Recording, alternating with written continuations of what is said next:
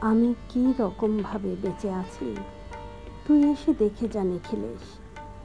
এই কি মানুষ জন্ম, নাকি শেষ পুরোহিত কঙ্কালের পাশা খেলা? প্রতি সন্ধেবেলা আমার বুকের মধ্যে হাওয়া ঘুরে ওঠে, হৃদয়কে অবহেলা করে রক্ত। আমি মানুষের পায়ের কাছে কুকুর হয়ে বসে থাকি, তার ভেতরের কুকুরটাকে দেখব বলে। আমি আক্রোশে হেসে উঠি না। আমি ছাড় পোকার পাশে ছাড় পোকা হয়ে হাঁটি, মশা হয়ে উড়ি একদল মশার সঙ্গে। খাটিয়া অন্ধকারে স্ত্রীলোকের খুব মধ্যে ডুব দিয়ে দেখেছি দেশলাই জেলে।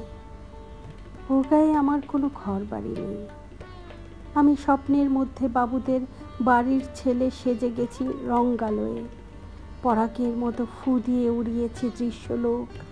ঘামে ছিল না এমন গন্ধক যাতে ক্রোধে জ্বলে উঠতে পারি। নিখিলেশ, তুই একে কি বলবি?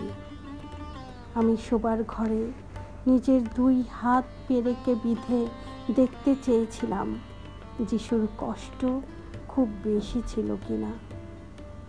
আমি ফুলের পাশে ফুল হয়ে ফুটে দেখেছি, তাকে ভালোবাসতে পারি না। আমি কপাল থেকে ঘামের মতন মুছে নিয়েছি পিতামহের নাম। আমি শ্মশানে গিয়ে মরে যাবার বদলে মাইরি ঘুমিয়ে পড়েছিলাম। নিখিলেশ, আমি এই রকমভাবে বেঁচে আছি। তোর সঙ্গে জীবন বদল করে কোনো লাভ হলো না আমার। এ কি নদীর তরঙ্গে ছেলেবেলার মতো ডুব সাঁতার, অথবা চশমা বদলের মতো কয়েক মিনিট আলোড়ন, অথবা গভীর রাত্রে সঙ্গম নিরত দম্পতির পাশে শুয়ে পুনরায় জন্ম ভিক্ষা? কেননা সময় নেই। আমার ঘরের দেয়ালের চুন ভাঙা দাগটিও বড় প্রিয়। মৃত গাছটির পাশে উত্তরের হাওয়ায় কিছুটা মায়া লেগে আছে। ভুল নাম, ভুল স্বপ্ন থেকে বাইরে এসে দেখি উই পোকায় খেয়ে গেছে চিঠির বান্ডেল। তবুও অক্লেশে হলুদকে হলুদ বলে ডাকতে পারি। আমি সর্বস্ব বন্ধক দিয়ে একবার একটি মুহূর্ত চেয়েছিলাম, একটি ব্যক্তিগত 0 আওয়ার।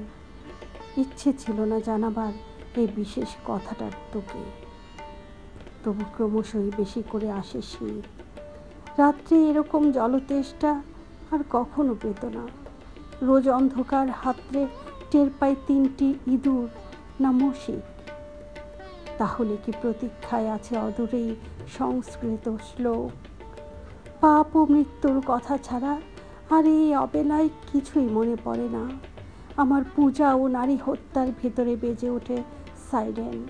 নিজের 2 হাত যখন নিজেদের ইচ্ছে মতো কাজ করে, তখন মনে হয় ওরা সত্যিকারে। আজকাল আমার নিজের চোখ দুটোও মনে হয় এক পলক সত্যি চোখ। এরকম সত্য পৃথিবীতে খুব বেশি নেই আর।